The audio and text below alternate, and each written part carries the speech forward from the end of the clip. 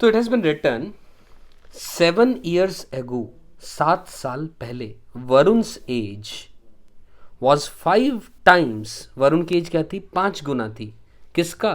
The square of Swati's age. तो एक काम करते हैं कि वरुण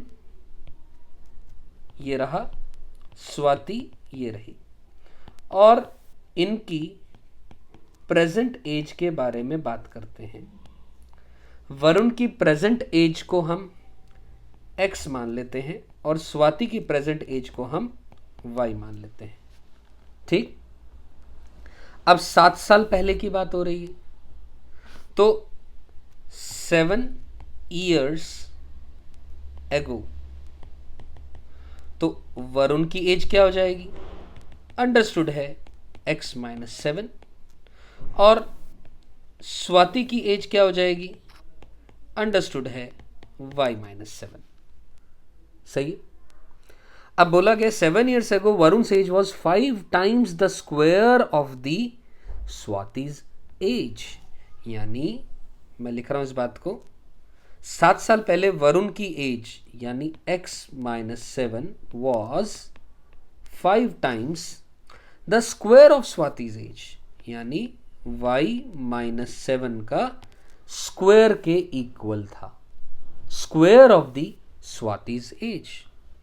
अब पहले तो ये एक, अभी तक जितने सवाल हम कर रहे थे उनमें एक ही वेरिएबल में क्वाड्रेटिक बनाई जा रही थी। अब यहाँ पर 2 वेरिएबल्स यूज करने पड़ रहे हैं, एक x और एक y। इसको जैसे ही हम सिंप्लीफाई करेंगे, ओपन करेंगे, तो x की वैल्यू आ जाती है 5y² - 70y + 252। ठीक, आगे बात करते हैं। 3 years hence, यानी 3 साल बाद, Swati's age will be 2/5 of the Varun's age. Swati's age will be 2/5 of the Varun's as.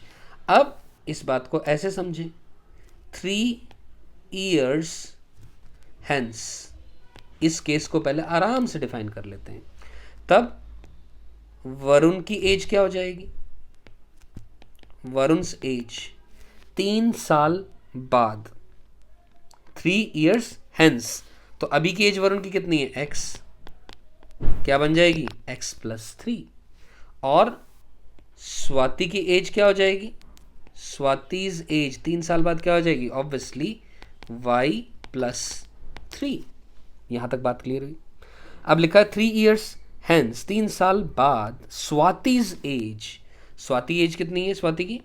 y + 3 will be 2/5, यानी 2/5 times the age of the Varun. Varun की एज क्या होगी? x + 3।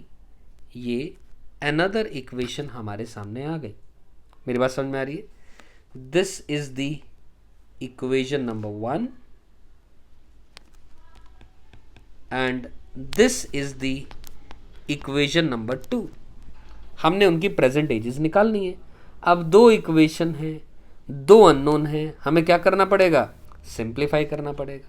करते हैं।